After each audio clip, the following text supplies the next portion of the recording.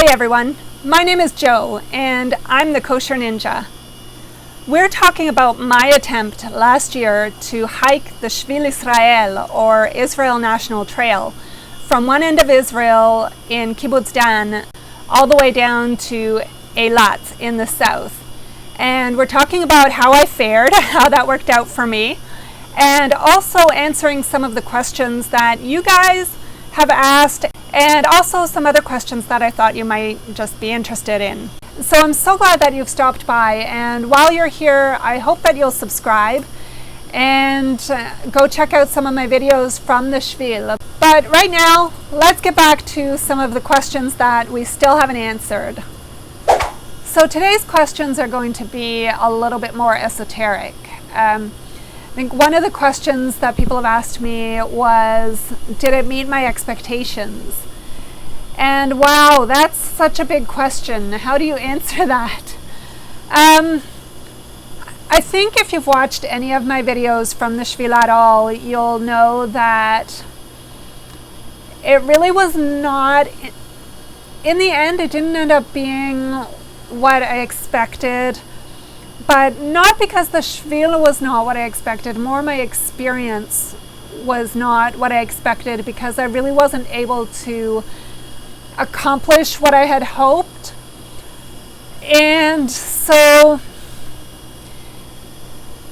it did meet my expectations in the sense that the Shvil was the Shvil. It was fabulous. It was just an amazing experience to hike the Shvil, to get that close to the land. And I told you about what it was like afterwards, when I just had that different connection. I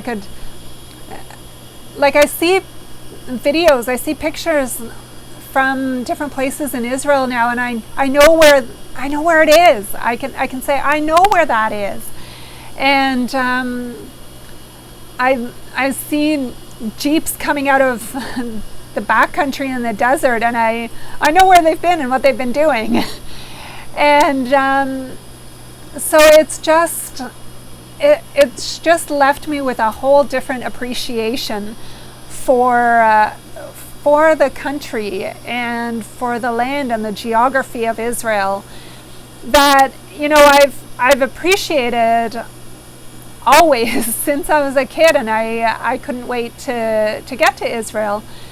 But it's just on such a different level, and I just don't even know how to explain it. It just, yeah. I mean, obviously, because of all the sections that I had to skip,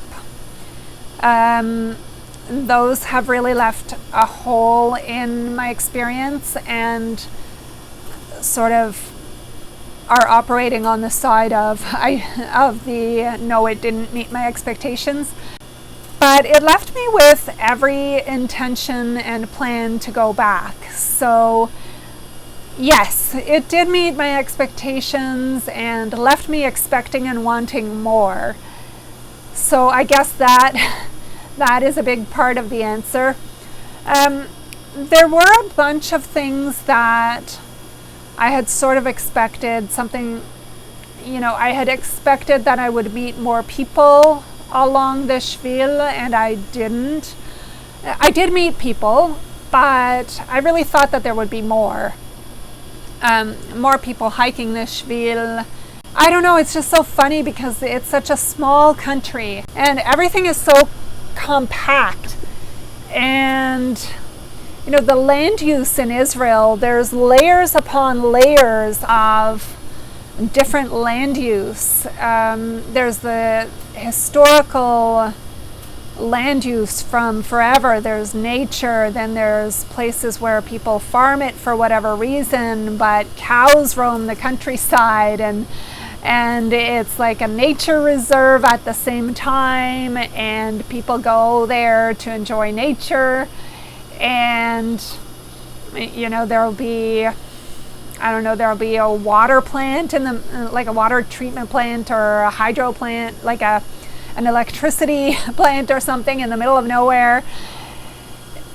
So it was just kind of weird that in light of all that, there wasn't more people along the Shvil, knowing that, there probably was more people along the Shvil, but just because of the different times people left and stuff, you don't see the numbers of people. But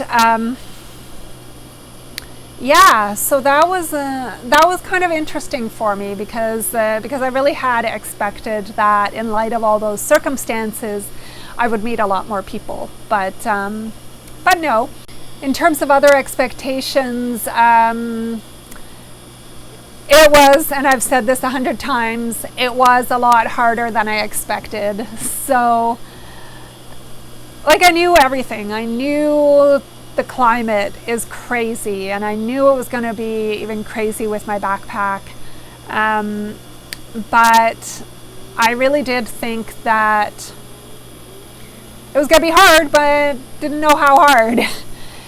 And sometimes I get hard on myself, and I feel like, maybe it was just me, but I have to keep in mind that there were people along the way that I met who, people who were in as good or better shape than I was, who aborted mission because they couldn't do it. So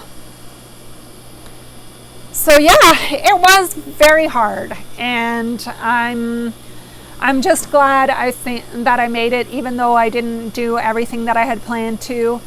Didn't work out quite how I planned to, but I'm still very proud of myself for what I did, and I just have to keep that in mind. One surprising question that I've been asked a lot, and has kind of taken me off guard, I never really expected it, is people have asked me if it changed me. Not sure why I didn't expect that, because I think that's one of the things that people talk about about these kinds of experiences, is how much they change them.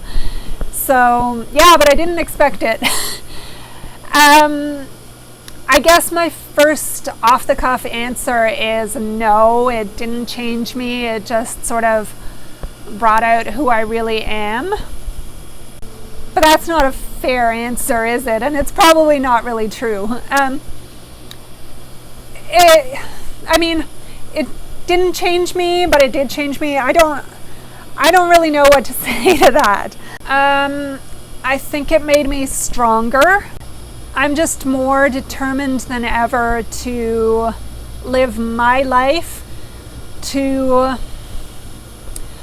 to do the things that make me happy, not in that sort of selfish way, but to do the things that I feel are important, put it that way. So I'm still trying to figure out what that means and how I can do that.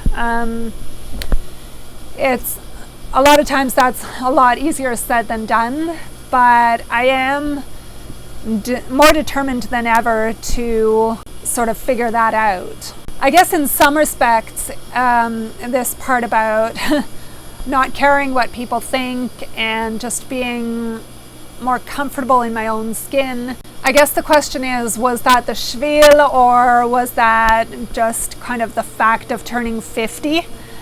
I think there's a little bit of both operating there. But one of the really important lessons that I learned along the way, and I think we sort of all learn this at some point in our lives, but it just really struck me in a very concrete way, was that we really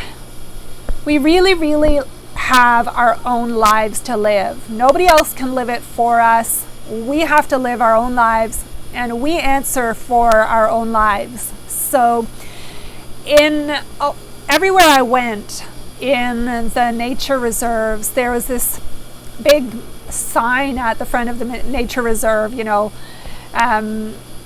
make sure you have enough water, and you are responsible for your own safety and stuff. So it really sort of hit that home when I was on the side of a cliff in the middle of the desert, facing a ladder in the middle of nowhere that I had to climb, and there was nobody else around, and the only people that I knew that were on the Shvil with me that day had just passed me, so there was nobody but myself.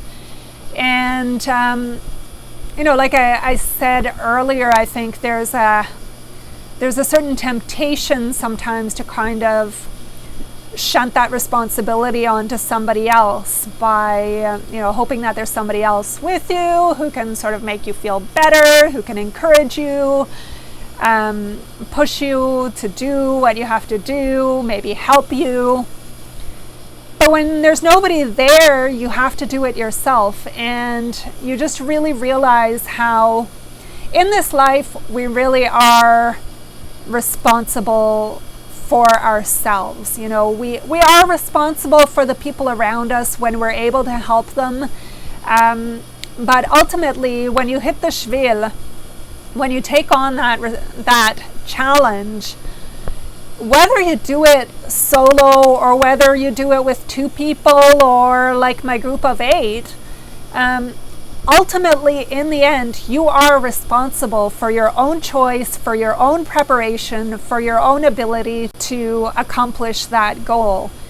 And life is like that, although we don't think of it that way because, we have people around us all the time. But in the end, we are responsible for our own choices and sometimes, and for our lives. And sometimes people come along the way and can help us out, and that's wonderful when that happens. But in the end, we are responsible to ourselves and to the people around us, to God, to, if you want to say, if you don't believe in God, then to the universe, to whoever. At the end of the day, we are responsible for who we are and for the choices that we make and for the things that we have to do here in life. So that was just really interesting to sort of experience that in such a concrete kind of way. Yes, at the bottom of that ladder to nowhere. Yeah, so learned a lot about myself, basically, and about some of the things I still have to work on. And I think the older we get, I think we learn that we just have to keep working on ourselves and learning more. That we're just never done. Another question people have asked has been about adjusting back to life. So back to normal life. And this is a really good question. It's an important question. There is a phenomenon called reverse culture shock. And there is also something called post-trail depression. I'm calling it PTSD, okay? It's post-trail symptoms of depression. And so, yeah, going back to my regular life has been challenging. I mean, I have to do it. I have bills to pay, so I have no choice. But there's definitely no question that it's been challenging. I have a lot of things on my mind, a lot of priorities that always were there, but I don't know. I don't know what to say. I am, again, like I learned on the Shvil, you just sometimes have to just put one foot in front of the other. And whether you want to or not, you just have to do it. And that's the only way you're going to get anywhere. So that's, I think, very much the approach I've been taking to getting back to everyday life. But I am really trying to figure out how I can follow my dreams, as it were. because I only have so much time left on this planet and I want to make good use of it. So yeah, I guess we'll find out. Stay tuned. I have been working on some new ideas just to have something to look forward to and to give myself something exciting to think about and to plan and to tell you guys about, but I can't tell you about it yet. So just wait, stay tuned. Hopefully it'll all work out and I will let you know when it's confirmed. So I think that's all of the questions and answers that I had for you for now. And hopefully I will have something new and exciting to announce to you guys in a number of weeks' time. But for now, if you've liked this video, please give me a thumbs up, subscribe, share the video with your friends, check out the rest of my channel.